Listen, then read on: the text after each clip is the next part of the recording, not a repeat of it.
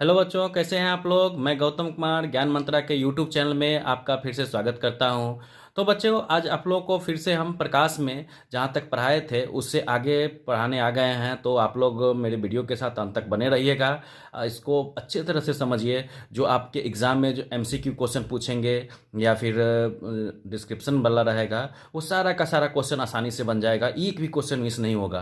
तो हमने पिछले वीडियो में बताया था कि प्रकाश क्या होता है, किरण क्या है, फिर प्रकाश पुंज क्या है, और ये जो प्रकाश पुंज है कितने प्रकार का होता है, ये सब हमने बताया था। तो चलिए आज हम इससे आगे देखते हैं कि प्रकाश एक्चुअल में है क्या।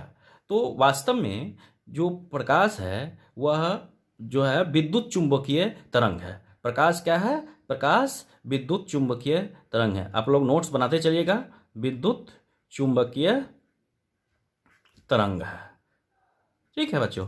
तो चलिए, ये तरंग है तो इसकी प्रकृति क्या होती है या किस तरह का व्यक्ति, ये इसकी प्रकृति अनुप्रस्थ होती है। ठीक है, जिसकी प्रकृति नेचर वो क्या होता है? अनुप्रस्थ होता है।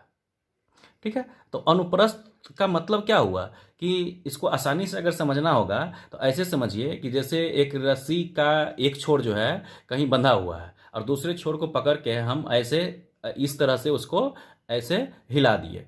ठीक है, तो हिला दिए तो हम देखते हैं कि वह इस तरह से जो पहले रस्सी थी वो अब इस तरह से मूव करने लगे, इस तरह से ये आगे बढ़ने लगा। तो इसी तरह से अनुप्रस्थ तरंग का मतलब ये होगा कि जो प्रकाश की गमन करने की दिशा है उसका ये परपेंडिकुलर होता है। मतलब ये देखिए, इस पर ये परपेंडिकुलर होता है, मतलब इस तरह से ये 90 डिग्री का एंगल यहाँ पर बनाएगा। ठीक है, ये अनुप्रस्थ तरंग होती है जो विद्युत चुंबकीय तरंग का प्रकृति है। ठीक है, अब इसमें है, यहाँ पर लिखिए, प्रकाश को गमन करने के लिए, मतलब चलने के लिए, गमन करने के लिए किसी माध्यम की जरूरत नहीं होती है। किसी माध्यम की जरूरत नहीं होती है, जरूरत नहीं है। ठीक है, तो इसलिए इसको किसी माध्यम की जरूरत नहीं है, तो इसलिए इसको नॉन मैकेनिकल वेव भी कहते हैं। ठीक है, इसको क्या कहते हैं? Non mechanical wave.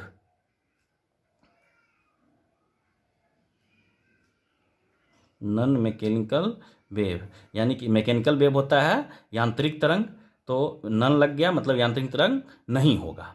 ठीक है, तो और प्रकाश का जो चाल है ना वो निर्वात में सबसे ज़्यादा होता है। प्रकाश का चाल क्या होता है? निर्वात में सबसे ज़्यादा होता है। प्रकाश की चाल निर्वात में सबसे ज़्यादा। निर्वात मतलब वैक्यूम। जब सन से लाइट रेज आती है तो उस रास्ते में एक ऐसा जगह मिलता है जहाँ पर न एयर है न कोई और पार्टिकल है, तो वहाँ उसको निर्वात कहते हैं। कि वहाँ जहाँ पर एयर भी ना हो, कुछ नहीं है, कोई पार्टिकल नहीं है, कोई कण नहीं है, तो वो वैक्यूम होता है। तो इसमें इसकी चाल सबसे अधिक होती है। यही लिखे हैं, प्रकाश की चाल निर्वात में सबसे अधिक है, सबसे अधिक है। तो ये सब क्वेश्चन जो है आपको ऑब्जेक्टिव क्वेश्चन जो रहता है 1 नंबर का, उसमें आपको ये सब आएगा, इसलिए अच्छे से इसको करिए। ठीक है, आपका एक भी क्वेश्चन नहीं इससे मिस होगा। ठीक है, फिर आगे देखिए कि प्रकाश की चाल अलग अलग माध्यम में अलग अलग होता है। तो इस चीज़ को भी आप डिनोट कर लीजिए कि प्रकाश की चाल जो होती है, प्रकाश की चाल अलग अलग माध्यम में, अलग अलग माध्यम में अलग अलग होता है। ठीक है बच्चों, तो अब देखिए, तो निर्वात की हम यहाँ बात किए तो निर्वात में सबसे अधिक होता है, तो इसके चाल कितना होती है? निर्वात में प्रकाश की चाल जो है वो 3 × 10⁸ 3 × 10⁸ मीटर पर सेकेंड। ठीक है, ये मीटर पर सेकेंड आपको कहीं कहीं ऐसे भी मिलेगा, मीटर पर सेकेंड लिखा हुआ, यानी 3 × 10⁸ मीटर पर सेकेंड। हिंदी में इसको अगर लिखेंगे तो ऐसे लिखेंगे, मीटर पर सेकेंड। ठीक है, अब देखिए, ये जब अलग अलग चाल होती है तो इसी चाल के आधार पर हम माध्यम को अलग अलग दो तरीका में अलग अलग हम करते हैं। पहला है इसमें सघन माध्यम और दूसरा है विरल माध्यम। तो इसको देखने के लिए हम सबसे पहले एक चीज़ डिफाइन कर लेते हैं कि प्रकाशतः सघनता क्या होता है। इस चीज़ को हम जान लेंगे तभी हम ये जान सकते हैं कि कौन विरल होता है और कौन सघन माध्यम होता है। तो यानी इसको हम कहते हैं ऑप्टिकली डेंस। तो इसको हम अगर परिभाषित करें तो इसको ऐसे लिखेंगे कि यह जो है यह किसी माध्यम का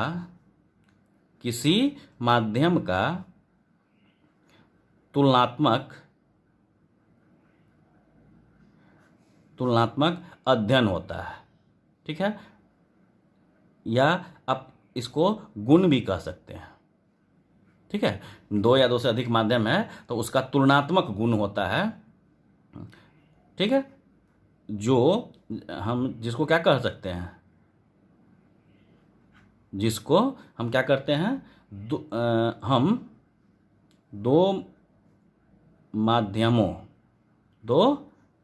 माध्यमों में प्रकाश की चाल मतलब स्पीड ऑफ लाइट। ठीक है, जिसको हम किससे डिनोट करते हैं, सी से। स्पीड ऑफ लाइट को किससे डिनोट करते हैं, सी से डिनोट करते हैं। तो इस प्रकाश की चाल से तुलना करते हैं। ठीक है, तुलना करते हैं। ठीक है बच्चों, तो हमने क्या देखा कि प्रकाशतः सघनता ये चीज़ है क्या, तो यह किसी भी पदार्थ का वह गुण है जिसमें हम दो माध्यमों में प्रकाश की चाल की तुलना करते हैं। ठीक है, ये लिख लीजिए। ठीक है, तो इसमें तुलना करने का मतलब अब देखिए कि जिस माध्यम में प्रकाश की चाल कम होगी तो वो क्या कहलाएगा, सघन माध्यम, प्रकाशतः सघन। और जिस माध्यम में, जिस पदार्थ में प्रकाश की चाल जो है वो ज़्यादा होगा वो विरल माध्यम कहलाएगा। ठीक है, तो इसको आप पॉइंट बना लीजिए आगे कि जिस माध्यम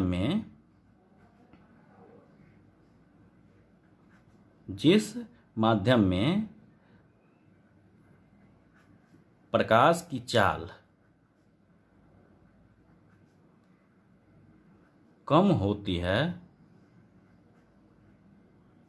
उसे दूसरे माध्यम की तुलना में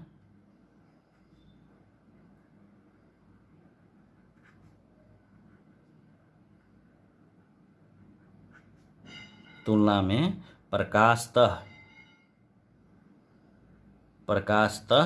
क्या कहते हैं, सघन माध्यम। प्रकाशतः सघन माध्यम कहते हैं। ठीक है, प्रकाशतः सघन माध्यम कहते हैं। और ठीक प्रकाश की चाल जिसमें ज़्यादा होगी, प्रकाश की चाल ज़्यादा है, जिसमें ज़्यादा अधिक है, तो उसको क्या कहते हैं, विरल माध्यम। विरल माध्यम। ठीक है, इसको एग्जाम्पल लेके समझते हैं।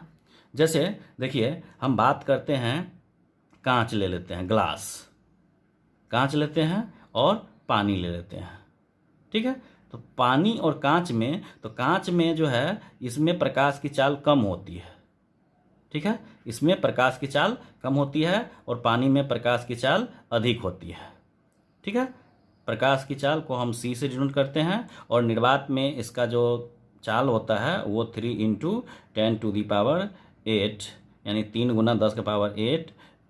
10⁸8 मीटर पर सेकेंड होता है। ठीक है, तो अब हम यहाँ पर जो कांच और पानी में कंपेयर किए हैं, तो कांच में कम हुआ प्रकाश की चाल जो है वो क्या हुआ, कांच में कम और पानी में ज़्यादा। पानी में अधिक हो गया, तो अभी ऊपर लिखाए हैं कि चाल कम है तो वो प्रकाशतः सघन होगा, यानी कि कांच जो है ये हो जाएगा सघन माध्यम। कांच क्या हो जाएगा, सघन माध्यम, और पानी जो है वो हो जाएगा विरल माध्यम। ठीक है, इसको इंग्लिश में क्या कहते हैं, डेंसर, और इसको रेयरर। तो अभी हम आगे फिर देखते हैं कि प्रकाश की चाल जो इसमें लिए हैं वही चीज़ अगर हम हवा ले लें और पानी ले लें तो हवा जो है देखिए ये विरल माध्यम हो जाएगा और ये सघन माध्यम हो जाएगा।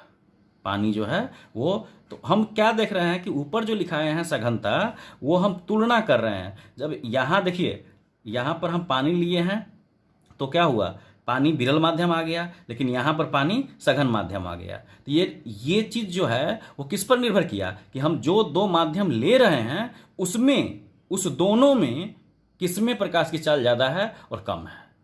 ठीक है, ये क्लियर हो गया।